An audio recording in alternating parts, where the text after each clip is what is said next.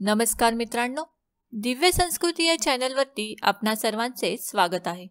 मित्रांनो, न खाई भोगी तो सदा रोगी हे वाक्य आपण अनेकदा ऐकत आलो आहे. आपल्यापैकी अनेकांना भोगी म्हणजे या दिवशी महिलांनी केस धुवायचे, भोगीची भाजी बनवायची एवढ्याच गोष्टी माहीत असतील. पण मुळात भोगी का व कशासाठी साजरी केली जाते हे अनेकांना माहीत देखील नसेल. म्हणूनच आज आम्ही या व्हिडिओमध्ये भोगी सणाची संपूर्ण माहिती देणार आहोत. मित्रांनो, भोगी हा संक्रांतीच्या आदल्या दिवशी साजरा होणारा सण आहे. भोगी शब्दाचा शब्दशः अर्थ आहे आनंद घेणारा किंवा उपभोगणारा.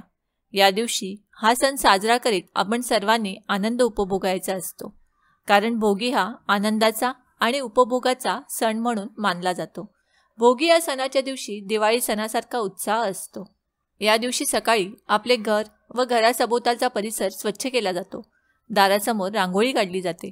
घरातील सर्व सदस्य आंघोळीच्या पाण्यात तीळ घालून किंवा तिळाचे उटणे लावून अभ्यंग स्नान करतात. त्यामुळे येणारा उन्हाळा ऋतू बाधत नाही असे म्हणतात. या दिवशी नवनवीन कपडे परिधान करतात. या दिवशी सर्व स्त्रियांनी डोक्यावरून पाणी घेऊन स्नान करावे. मुली व महिला नवीन अलंकार धारण करतात. सासरी गेलेल्या मुली भोगीचा आनंदोत्सव साजरा करण्यासाठी या दिवशी माहेरी येतात. अशा प्रकारे कुटुंबातील सर्वजण एकत्र येऊन भोगीचा आनंदोत्सव साजरा करतात. मित्रांनो, या भोगी सणाच्या दिवशी विशिष्ट पदार्थ करण्याची म्हणजेच भोगीची भाजी करण्याची पद्धत आहे. भोगीला सर्व प्रकारच्या भाज्या एकत्र करून तयार केलेली भोगीची भाजी, यात प्रामुख्याने हरभरा, पावटा, घेवडा, वांगे, गाजर, कांद्याची पात, शेंगदाणा, वाटाणा, चाकवत, फ्लावर इत्यादी भाज्या वापरल्या जातात. तीळ लावलेली बाजरीची भाकरी, लोणी, पापड, वांग्याचे भरीत, चटणी आणि खमंग खिचडी करण्याची परंपरा आहे. भोगीची भाजी अतिशय चवदार लागते. यात फोडणीला तीळ असतातच. भोगीला ही भाजी सर्वत्र केली जाते. मात्र ती करण्याच्या पद्धतीत थोडाफार फरक सर्वत्र आढळतो. बाजरी आणि तिळामध्ये उष्णता असल्याने या दिवशी तीळ लावलेली बाजरीची भाकरी आणि भोगीची भाजी खाण्याची पद्धत आहे. तसेच भोगीची भाजी ही तिळाचा कूट घालून केली जाते. जर तुम्ही वसई पालघरकडे जेवायला गेलात तर त्यांनी केलेली भोगीची भाजी तुम्हाला थोडीशी वेगळी दिसेल. किंबहुना त्यांची पद्धत उंदियोच्या एकदम जवळ जाणारी आहे. भोगीच्या भाजीला ते उकडहंडी या नावाने संबोधितात. भाजी करायची अजून एक पद्धत आहे. भाज्या सगळ्या वरच्याच असल्या तरी कोकणात केली जाणारी भोगीची भाजी ही भाजलेल्या कांदा खोबऱ्याचं वाटण लावून केली जाते. थेट मटणासाठी वापरला जाणारा मसालाच या भाजीसाठी वापरत असल्यामुळे घरात मटण शिजत असल्याचाच भास होतो. पण प्रत्यक्षात चिकन मटण नसलं तरी काही फरक पडत नाही. कोकणी घरात शिजलेली ही भोगीची भाजीच इतकी छान असते की त्यापुढे चिकन मटणही फिके पडेल. मित्रांनो, भोगीची भाजी शरीरासाठी खूपच फलदायी ठरते. म्हणूनच न विसरता भोगीच्या दिवशी या भाजीची चव अवश्य चाखा आणि गुलाबी थंडीचा आनंद घ्या. मित्रांनो, या सणाच्या माध्यमातून संतुलित आणि पौष्टिक आहार घेण्याचा सल्ला दिला जातो.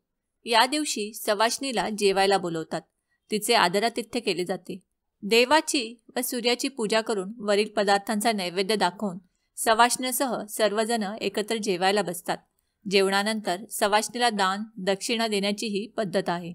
जर सवाष्ण जेवायला येणे शक्य नसल्यास त्या पदार्थांचा शिदा तिच्या घरी पोचता केला जातो. यालाच भोगी देणे असेही म्हणतात. भोगीच्या दिवशी भारतात अनेक ठिकाणी इंद्रदेवाची पूजा केली जाते. या दिवशी इंद्रदेवाची आठवण काढली जाते. इंद्रदेवाने आपल्या धर्तीवर उदंड पीक पिकावे म्हणून प्रार्थना केली होती अशी मान्यता आहे. ती पिके वर्षानुवर्षे पुढेही पिकत राहावी अशी प्रार्थना भोगीच्या दिवशी केली जाते.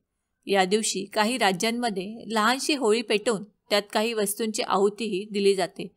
हिवाळ्याच्या मोसमात सर्व प्रकारच्या भाज्या येतात. शेताला नवीन बहार आलेला असतो. त्यामुळे थकलेल्या शेतकऱ्यास थोडासा विसावा लाभतो.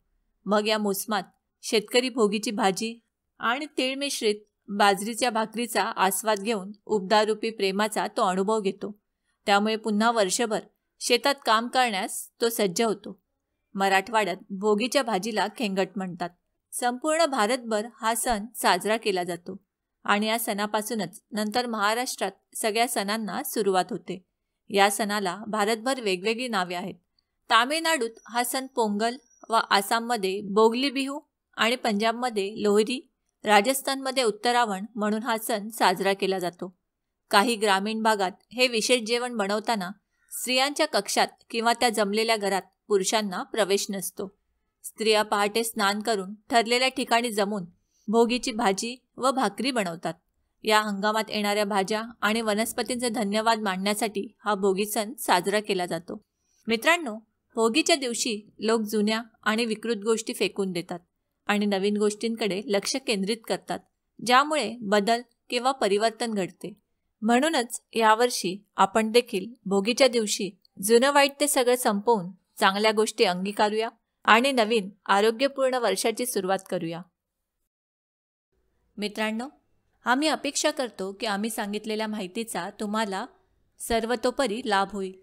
माहिती आवडली असल्यास ही माहिती तुम्ही मित्रपरिवाराबरोबर शेअर करा आणि अजूनही जर तुम्ही दिव्य संस्कृती या चॅनलला सबस्क्राईब केलं नसेल तर आमचे नवनवीन व्हिडिओ पाहण्यासाठी चॅनलला आजच सबस्क्राईब करा. धन्यवाद.